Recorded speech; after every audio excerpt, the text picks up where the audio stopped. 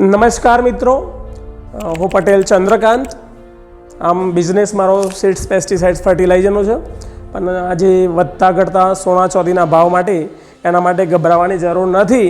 એ બાબતે હું થોડી ચર્ચા કરવા માગું છું અને આનું એક પ્રેઝન્ટેશન રજૂ કરવા માગું છું આપની સમક્ષ.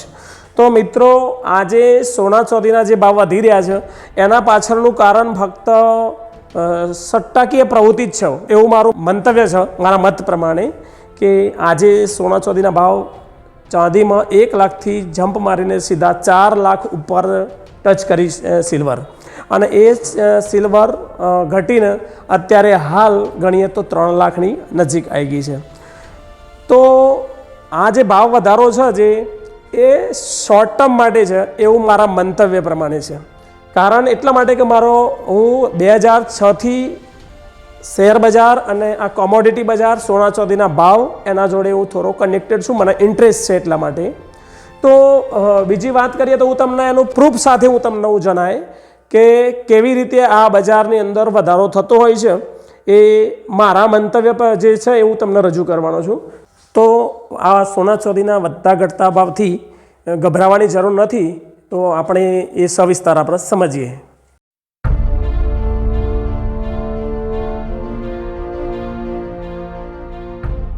મિત્રો, થોડા વર્ષો પહેલાં સિલ્વર લગભગ 71,000 રૂપિયા પહોંચેલી. તો ટૂંકા જ સમયની અંદર જ્યારે સિલ્વર 71,000 પહોંચેલી તો 71,000 રૂપિયાવાળી સિલ્વર 30,000 રૂપિયા પણ થયેલી છે, રાઈટ. તો આવું જ બીજું એક ઉદાહરણ ગણીએ તો 2012ની અંદર જ્યારે ગવાર ગમ જ્યારે હતો એ વખતે અમે ટ્રેડિંગ કરતા, તો એ વખતે ગવારનો ભાવ હતો 6,700 રૂપિયા પર ક્વિન્ટલ રેટ હતો. એ ગવારનો ભાવ થયેલો 27,000 રૂપિયા. 27,000 રૂપિયા ગવારનો ભાવ થયેલો. તો એ અણધારી તેજી હતી. એ વખતે ભાવ ઘટવાનું નામ લેતો નહોતો, અને એ જ ગવાર થોડાક વર્ષોની અંદર નહીં પણ થોડાક મહિનાની અંદર માત્ર ₹5,000 પણ થયેલો છે. એટલે આ જે કોઈ પણ તેજી હોય એ કદાચ થોડા સમય માટે હોય, એટલે આ બાબતે ગભરાવાની કોઈ જરૂર નથી એવું મારું માનવું છે. બીજા નંબરમાં વાત કરીએ તો આજે તારીખ થઈ 1 ફેબ્રુઆરી.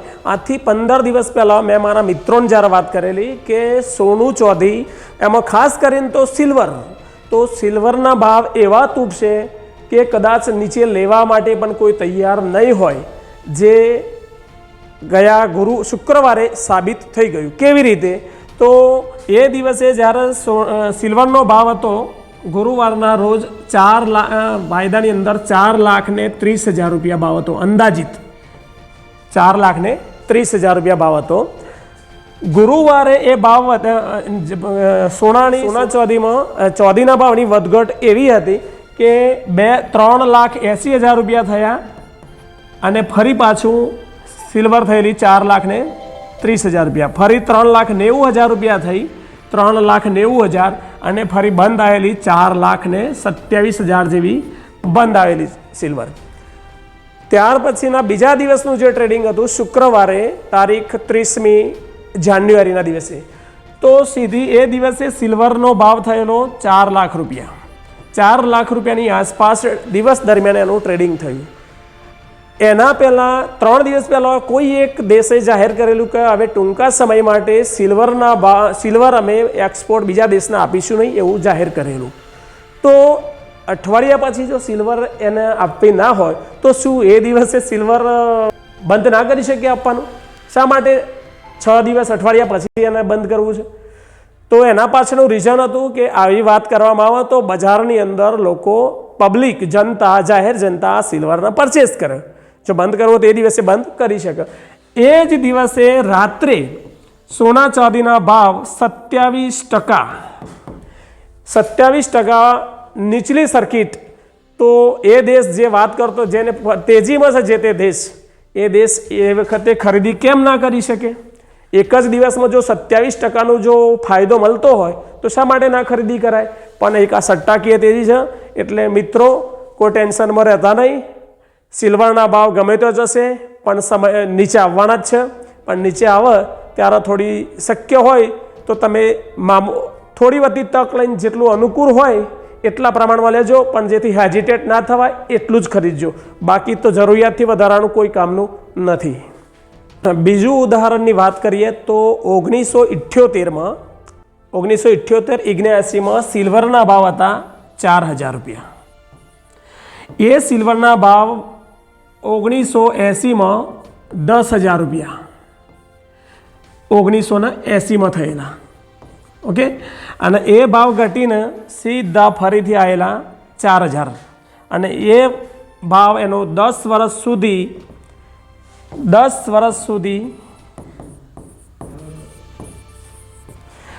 આ ભાવ એક જ જગ્યા પર આજુબાજુમાં આસપાસમાં રહેલા, અને ત્યાર પછી એવી કોઈ મોટી તેજી આવી હોય તો અત્યારે આવેલી છે.